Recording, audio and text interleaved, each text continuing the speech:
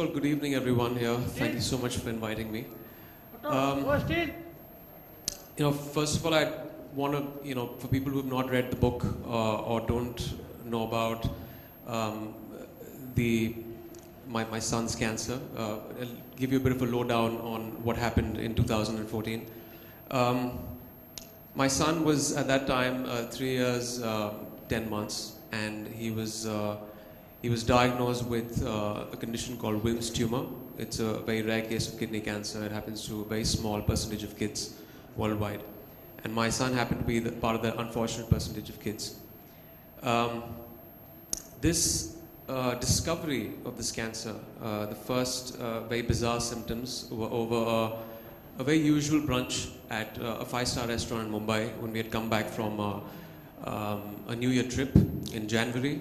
And there was no accompanying fever, there was no vomiting, there was no discomfort that my son had. He was extremely ill. He's a very, very positive, very, very energetic kid. And that day he happened to pass blood in his urine. And we as parents obviously freaked out. We took him to the nearest hospital. That's where we all get treated. That's in Khar, Hinduja. And his pediatrician, Dr. Ajit there, did the tests.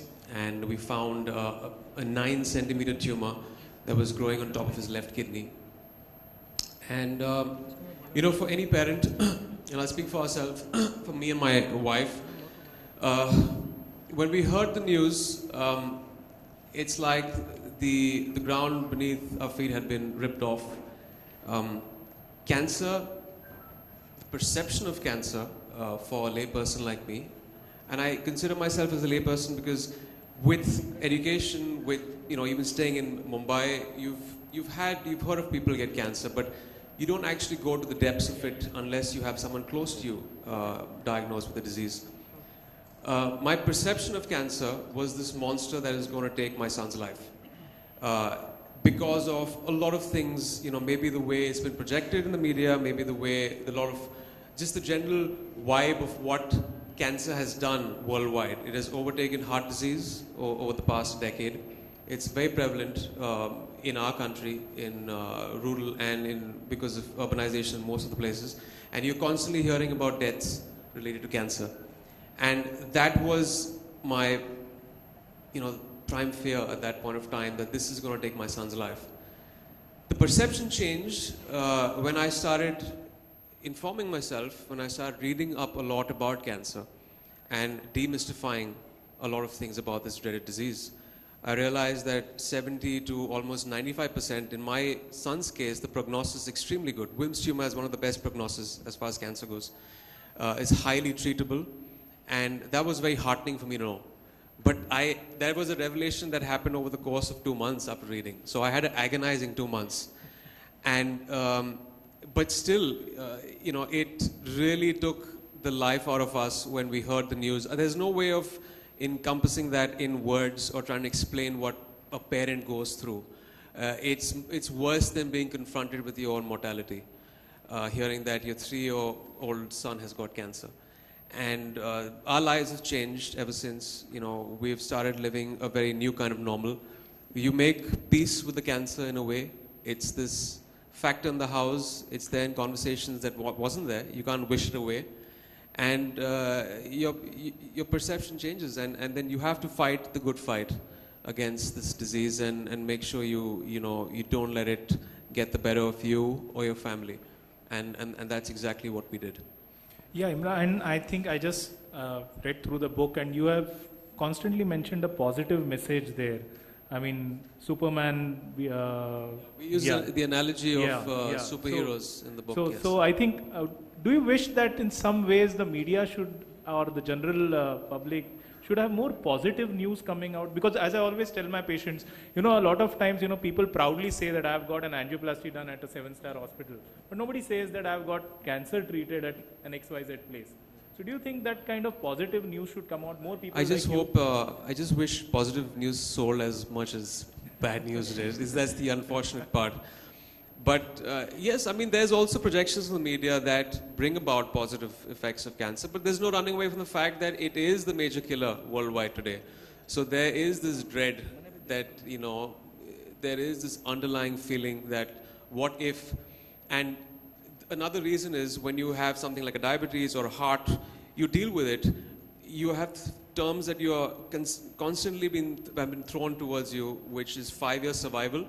Your fight doesn't end after your chemotherapy or radiation.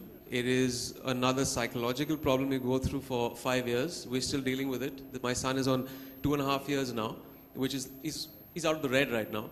But there are a lot of factors with cancer that actually add up the fear syndrome that we all have when we hear about cancer. So Manoj, I think that's a message that probably I think we should carry, that media needs some good news as well as bad news. Media doesn't look at news as good news or bad news. Media looks at news as news. So it's a very subjective thing. One day, I would hope that we have some of these physicians here today, because this is a great forum as well, right? We've been here all day discussing on colorectal. What a family goes through when a person in the family is diagnosed with cancer. So what do you think is this impact on the life of a family once a cancer is diagnosed, as regards the cost, as regards the anxiety? How does the healthcare worker sort of reduce this? What would you like to see the healthcare worker doing to reduce this? Well, first of all, I'd like to speak personally about our experience and the psychological impact of our son being diagnosed with this cancer.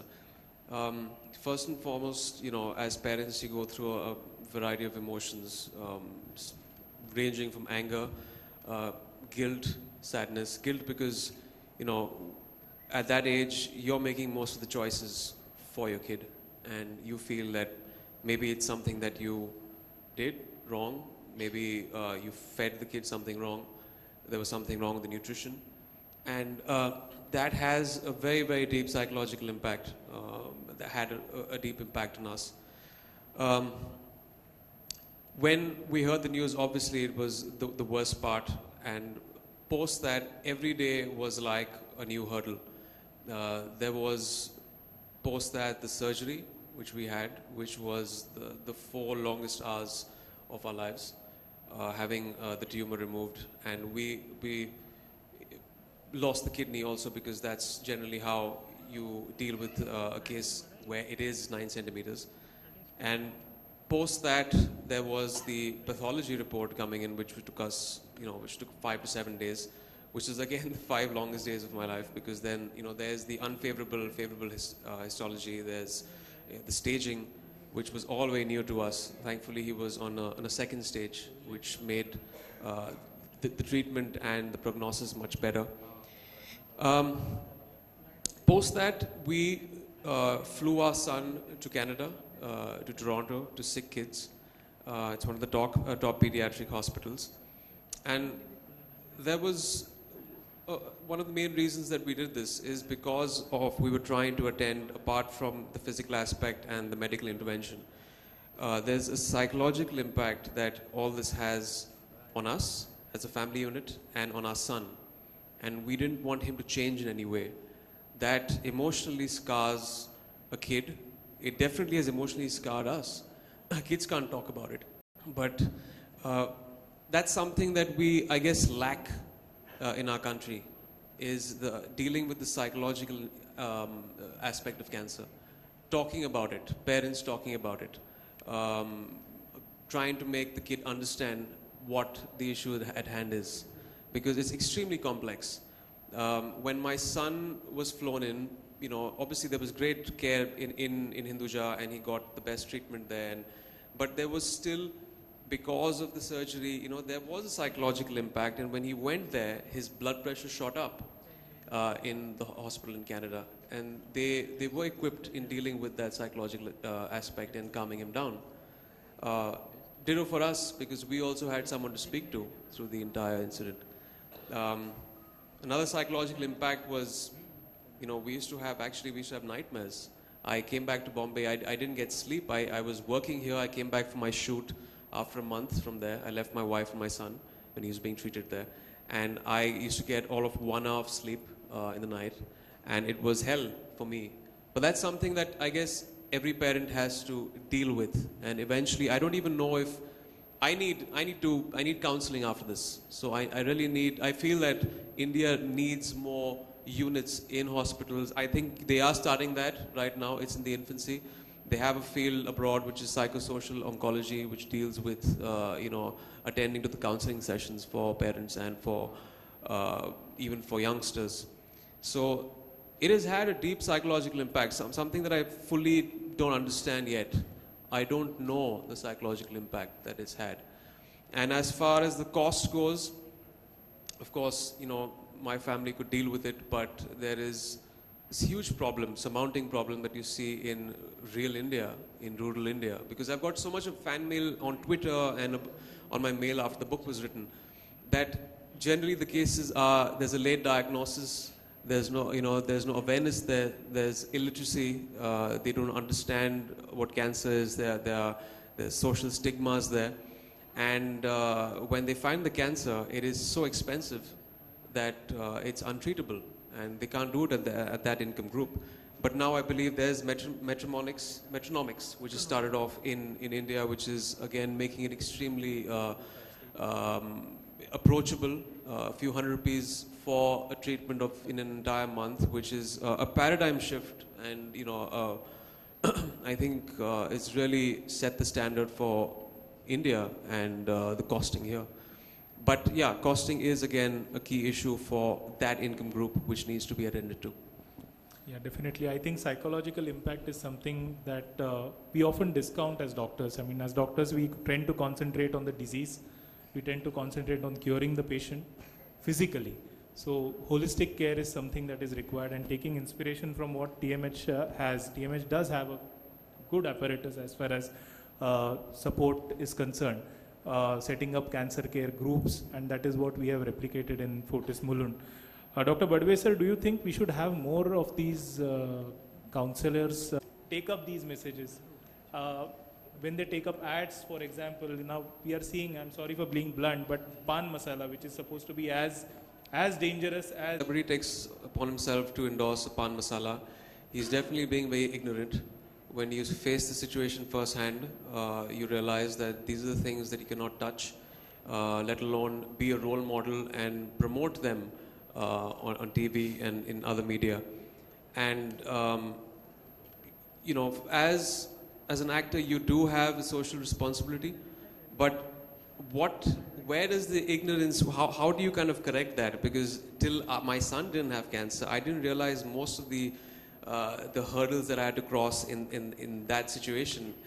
There, for example, cancer is a very minuscule percentage is genetic, and I realized that the lifestyle has a huge part to play in cancer and fighting it. So there were two options left to us: either we treat the cancer momentarily, or you nip it in the bud. How do you do that? You get down to actually making, huge lifestyle changes. For example, sleeping, handling stress, your diet. A lot of dietary things that are promoted by celebrities, they still don't know that is harmful. Kerala has started a very good thing, the fat tax, which has been started, which I tweeted yesterday and felt that it should be inculcated in all states. And as far as cigarette smoking, as far as smoking goes, I feel, forget about taxing, it should be banned. We know that back in the 80s and the 70s, there was this huge problem with the tobacco lobby where there was not enough evidence to prove that tobacco was actually causing lung cancer. And this debate went along for the longest time. And I think the last Marlboro ad was promoted in 1990. And after that, there was this thing on packages saying that it is injurious to health. Who is going to tell people, the system is not telling people that fast food joints, your burgers, your juices, all that is actually adding up. There are carcinogens out there. Who's going to inform people about all those things? So there's a lot of things that the system needs to put forth and say that these are harmful and this is cancerous. So that is not even there in our consciousness. That is not there in our awareness. Forget about in the rural areas. It's not there in education, educated sections in Mumbai. We don't know about it. After reading up everything, I've stopped sugar completely in my house because just like there was a ban on tobacco, very well soon enough the next decade you're going to know that sugar is one of the most toxic substances. I'd rather have a cigarette than have sugar, refined sugar.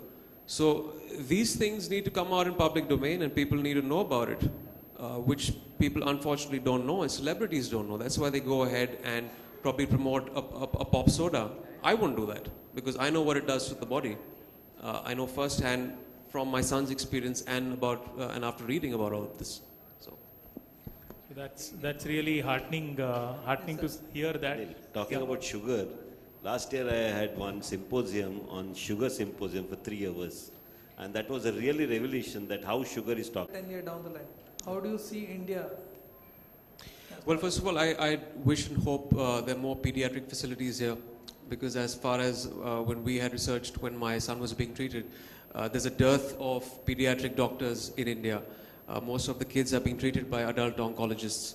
So, and like doctor said, there is a pediatric facility coming up in Mumbai and hopefully in other states and other cities, which is very imperative when it comes to treating little kids.